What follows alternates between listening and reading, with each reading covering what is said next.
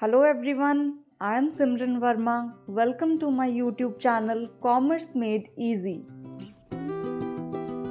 Today we are going to study marketing. This is our second video of marketing. In the first video, we discussed the meaning of marketing, its nature, scope, goals, importance, etc. Today, we are going to study various marketing philosophies, how marketing has evolved through these philosophies. So, let's begin. Marketing concepts और marketing philosophies दोनों same ही चीज हैं. Firstly, let's see evolution of marketing.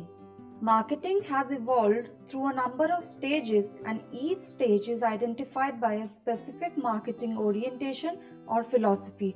जैसा कि हमने पहली classes में भी डिस्कस किया था कि मार्केटिंग एक डायनेमिक कंसेप्ट है, ये सेम नहीं रहता, it is flexible, it keeps changing, it keeps evolving with time and external environment situation.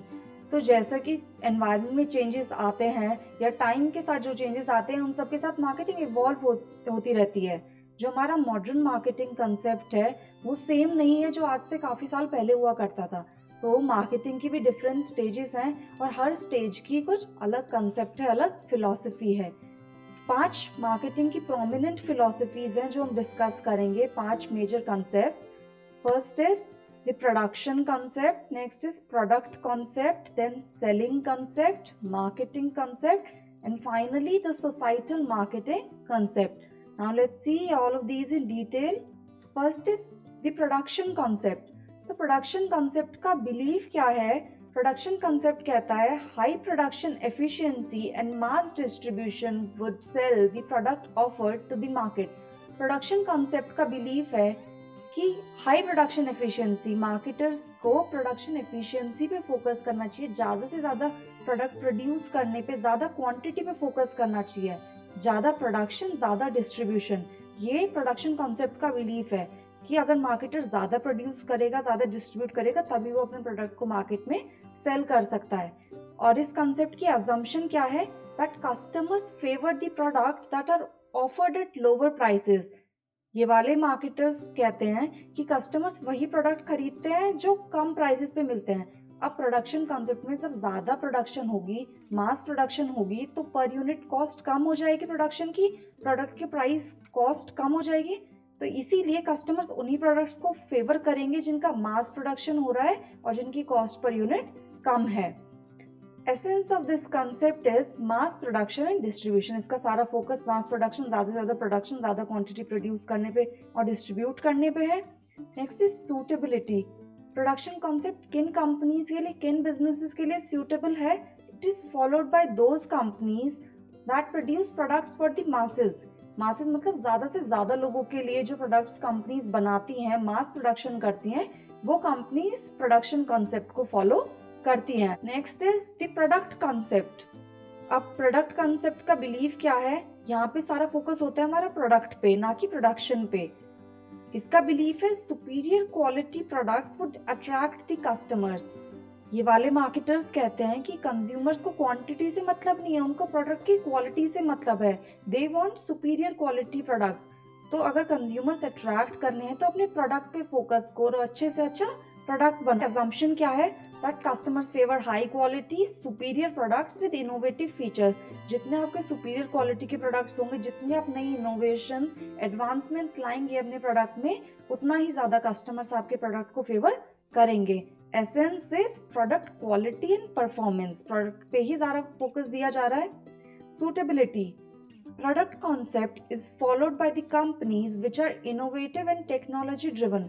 तो जो कंपनीज एडवांस टेक्नोलॉजी को फॉलो करती हैं, नए नए आइडियाज लेकर आती हैं, नए कंसेप्ट से प्रोडक्ट अपना प्रोड्यूस करती हैं, और जो टेक्नोलॉजी ड्रिवन होती हैं, जो एडवांसमेंट्स जब टेक्नोलॉजी में आते हैं उनके साथ साथ इन प्रोडक्ट को अपडेट करती रहती हैं, वो कंपनीज, उनके लिए सूटेबल है प्रोडक्ट कॉन्सेप्ट.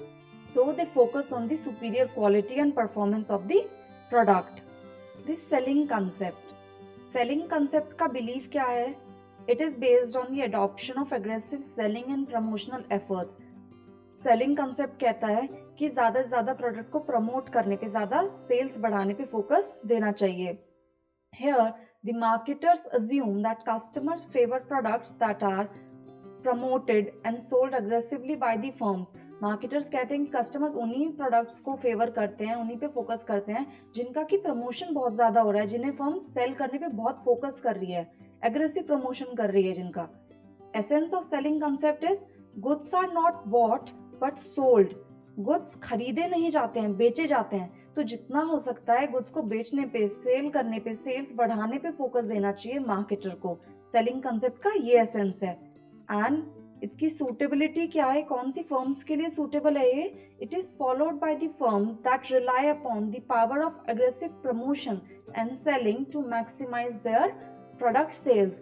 ये वो वाली कंपनीज ये वाले सेलिंग कंसेप्ट को फेवर करती हैं जो कि रिलाई करती हैं ज्यादा प्रमोशनल एक्टिविटीज पे, ज्यादा अपने प्रोडक्ट को एडवर्टाइज करने पे या और भी डिफरेंट टाइप का प्रमोशन करने पे. जो कंपनीज रिलाई करती हैं अपनी सेल्स बढ़ाने के लिए, ये उन कंपनीज के लिए सूटेबल है. जितना ज्यादा प्रमोट कर सकते हैं उतनी आपकी सेल्स बढ़ेंगी, सेल्स रेवेन्यू बढ़ेगा, प्रॉफिटेबिलिटी बढ़ेगी.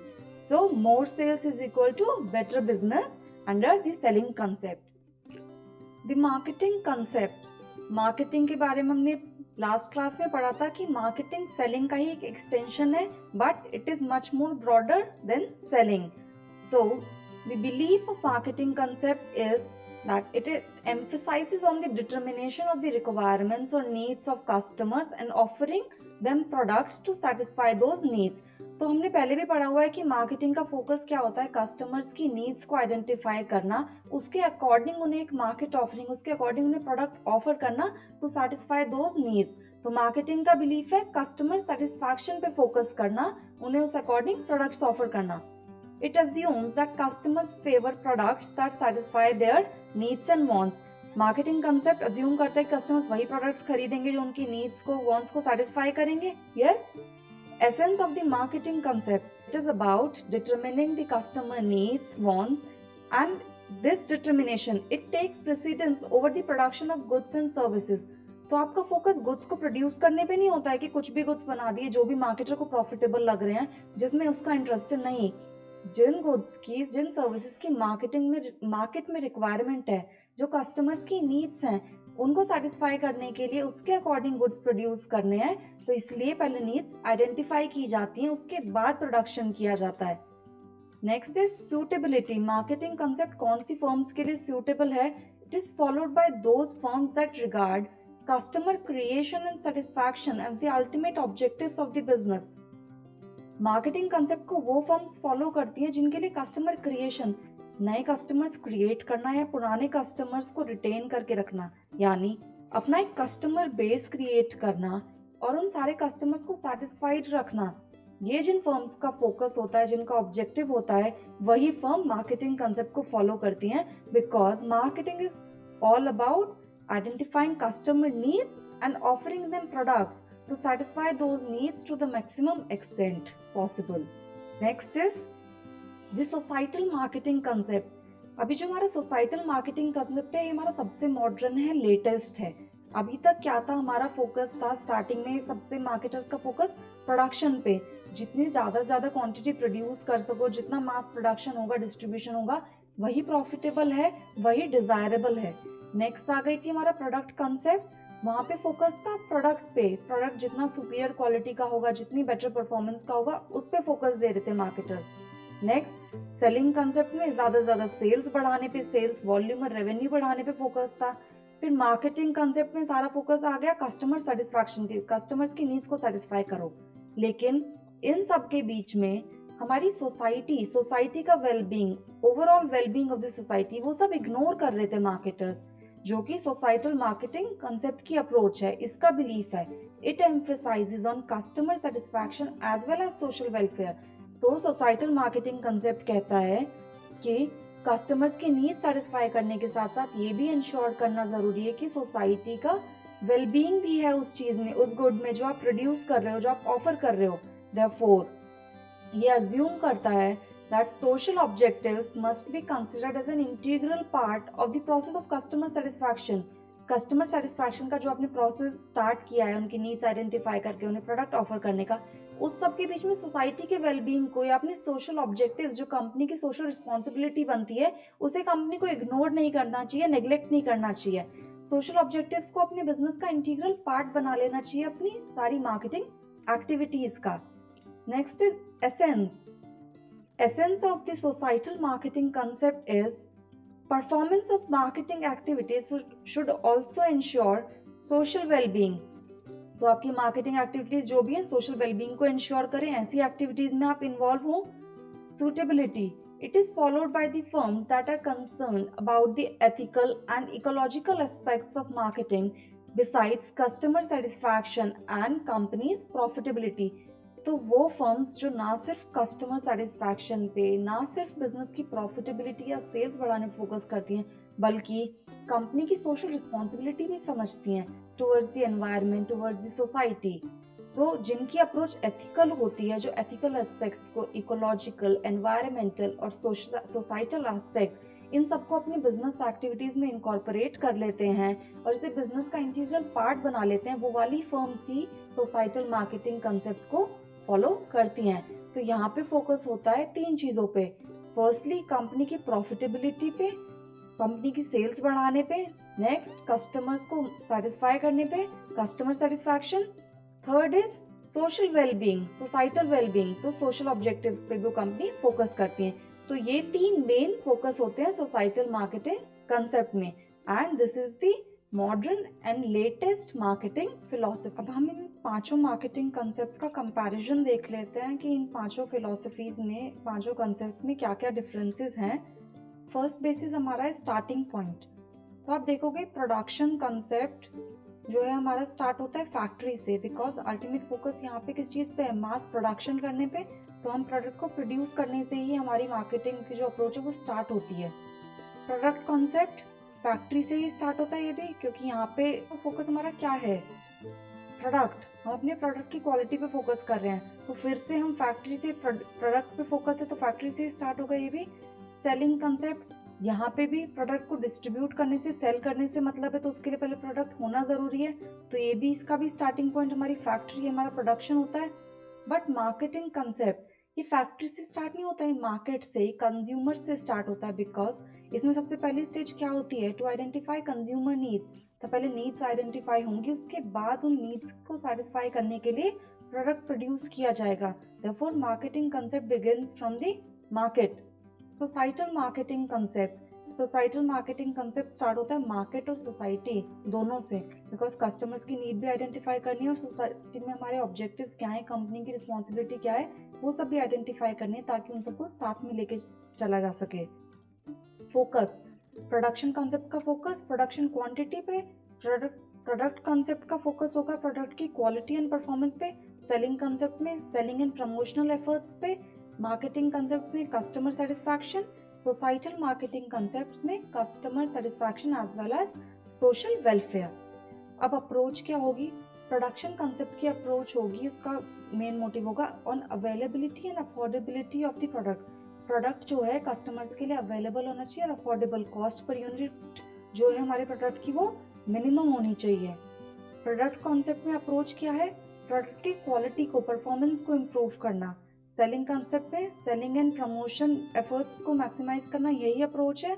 मार्केटिंग कंसेप्ट में इंटीग्रेटेड मार्केटिंग टेक्निक्स यूज की जाएंगी, ताकि सारे बिजनेस फंक्शंस को साथ में लेके चला जाएगा for satisfying the ultimate objective of business, that is customer satisfaction.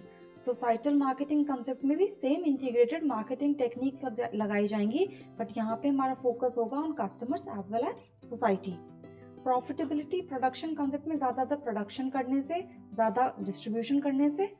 Product concept में प्रोडक्ट की क्वालिटी इंप्रूव करके उसकी सेल्स बढ़ाने से और फिर प्रॉफिटेबिलिटी बढ़ानी है कंपनी की। सेलिंग कंसेप्ट में सेल्स रेवेन्यू, सेल्स वॉल्यूम को मैक्सिमाइज करके उसके थ्रू प्रॉफिटेबिलिटी बढ़ाती है कंपनी। मार्केटिंग कंसेप्ट में कस्टमर्स को सेटिस्फाई करके, लॉयल कस्टमर बेस क्रिएट करके फिर अपना ज्यादा सेल्स करनी और ज्यादा प्रॉफिटेबिलिटी बढ़ाने की, ये अप्रोच है। सोसाइटल मार्केटिंग कंसेप्ट में कंपनी कस्टमर्स को सेटिस्फाई करके लॉयल कस्टमर बेस क्रिएट करती है और सोसाइटी का वेलफेयर कंसिडर करके सोसाइटी में अपनी एक इमेज, अपनी रेपुटेशन क्रिएट करती है और उसके थ्रू अपनी सेल्स और प्रॉफिटेबिलिटी इंक्रीज करती है।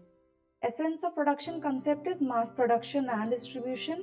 प्रोडक्ट कंसेप्ट में product quality and performance, selling concept में अभी हमने देखा था goods are not bought but sold. Marketing concept में determination of customer needs it takes precedence over the production या प्रोडक्ट क्वालिटी से ज्यादा इंपॉर्टेंस कस्टमर की नीड्स को आइडेंटिफाई करने और उन्हें सेटिस्फाई करने पे है. सोसाइटल मार्केटिंग कंसेप्ट में मार्केटिंग एक्टिविटी आपको ऐसी करनी चाहिए अपनी activities, business activities that ensure social well-being. So the business should involve in those activities that maximize social welfare. That's all for this video. We'll continue further in the next video of marketing. I hope you find this video helpful. If you like it, press the like icon, share and subscribe my channel for more such videos. Thanks for watching. Have a good day. See you in the next video.